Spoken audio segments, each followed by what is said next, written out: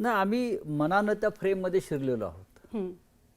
5 तारखेला उद्धव ठाकरे, राज ठाकरे हे वरळीच्या ज्या डोम सभागृहामध्ये जो विजय जल्लोष आहे त्या कार्यक्रमाला एकत्र येतीलच.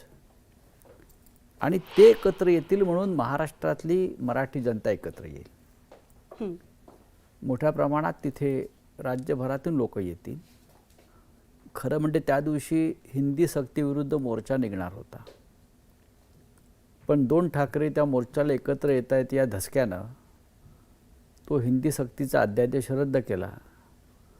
त्याच्यामुळे जो एक लोकांमध्ये उत्साह होता की आता एकत्र यायचं, आपल्याला चालायचं आहे मराठीसाठी, मग त्याच्यावरती विरजण टाकण्यापेक्षा आपण त्या मोर्चाचं रूपांतर एका विजयी कार्यक्रमात करू असं उद्धव ठाकरे आणि राज ठाकरे दोघांनी ठरवलं. दोघांशीही मी चर्चा केली आणि त्यानंतर 5 तारखेचा कार्यक्रम जो ठरला आणि त्याची तयारी दोन्ही बाजूचे लोक एकत्रित करतायत आणि दोघांनाही वाटतंय, म्हणजे मुळात आम्ही काय जरी पक्ष वेगळे असले तरी अनेक वर्ष आम्ही एकत्र काम केलेले सगळे कार्यकर्ते असतील, सहकारी असतील, मित्र दोन्ही ठाकरेंबरोबर काम केलं आहे. एक्झॅक्टली. हो, अनेक वर्ष आणि वेगळ्या वेगळ्या पद्धतीनं काम केलं आहे मी त्यांच्याबरोबर.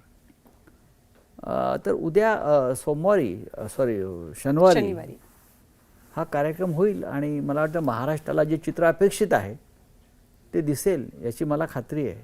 दोघेही बोलणार आहेत, दोघेही असे हातात हात घालून महाराष्ट्राला एकत्र दिसतील. जर आम्ही सोनिया गांधी असतील, राहुल गांधी असतील, माननीय शरद पवार असतील, केजरीवाल असतील, त्यांच्याबरोबर आम्ही हातात हात घालून फोटो काढतो, तर राज ठाकरे यांच्याबरोबर का काढू नये? राज ठाकरेसुद्धा इतर राजकीय पक्षांच्या नेत्यांबरोबर एकत्रित फोटो काढतात, त्यांच्याकडे घरी चहाला बोलवतात. मग उद्धव ठाकरे तर त्यांचे मोठे भाऊ आहेत किंवा राज ठाकरे उद्धव ठाकरेंचे लहान भाऊ आहेत आणि दोघांचं बालपण आणि बराचसा कालखंड हा एकाच घरात एकत्रच गेलेला आहे. त्याच्यामुळे हातात हात घालून काढतील किंवा तुम्हाला ज्या प्रकारच्या पोजेस हव्या आहेत तशाही ते काढायला त्यांना मला वाटत नाही काय त्रास होईल.